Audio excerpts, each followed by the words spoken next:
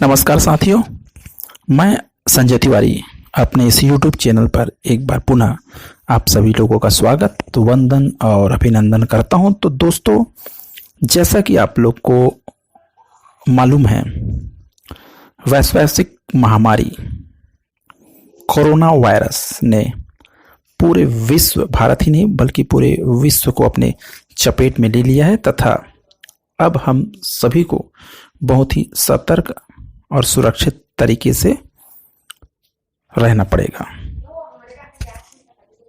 दोस्तों, कोरोना बीमारी से लड़ना बहुत अहम बात है, लेकिन इसी कड़ी में मैं आज आपको कोरोना के जो टेस्ट किए जाते हैं वो टेस्ट कितने प्रकार के होते हैं और कैसे किए जाते हैं, क्योंकि इन टेस्टों को लेकर लोगों में, खासकर ग्रामीण इलाकों में बहुत भ्रांति फैली हुई है। तो मैंने सोचा कि क्यों ना एक इसी संबंधित एक जानकारी, एक वीडियो बना दिया जाए ताकि आम जनता इसको बहुत ही समझ सके। बहुत ही सरल शब्दों में, सरल तरीके से कोरोना के टेस्टों के बारे में मैं जानकारी देने जा रहा हूं। तो लीजिए, प्रस्तुत है।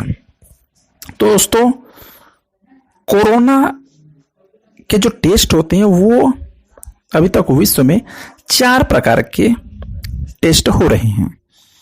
पहला है RT-PCR टेस्ट, दूसरा है ट्रूनेट या CB-नेट टेस्ट, तीसरा है रैपिड एंटीजन और चौथी प्रकार का टेस्ट है एंटीबॉडी टेस्ट।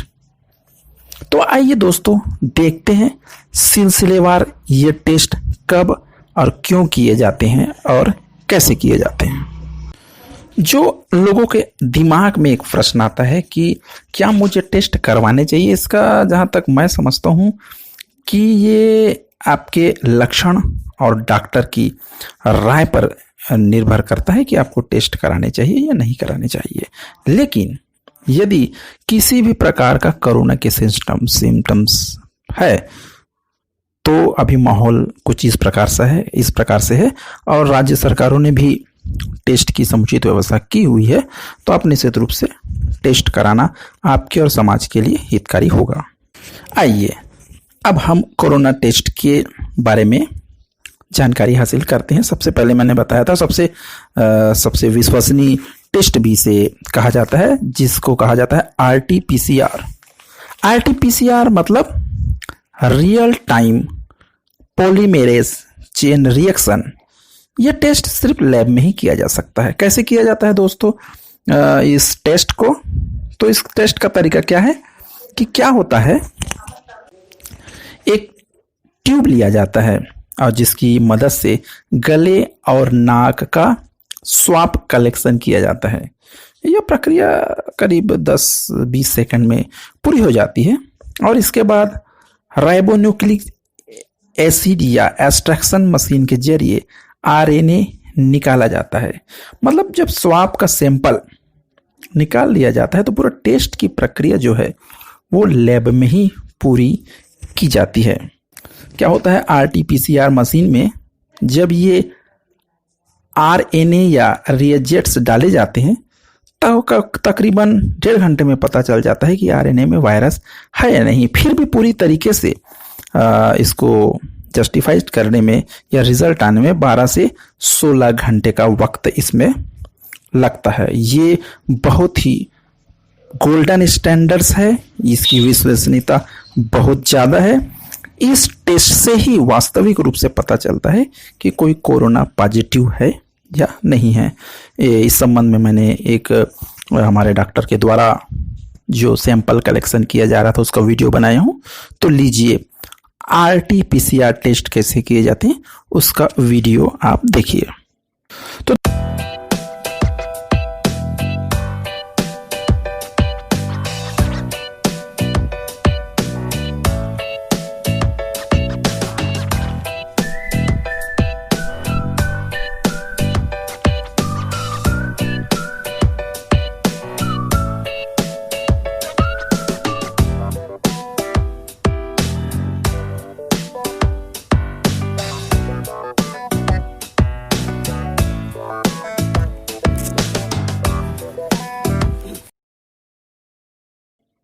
दोस्तों ये वीडियो देखने के बाद आप अच्छी तरीके से RT-PCR टेस्ट कैसे किया जाता है अब आप समझ चुके होंगे।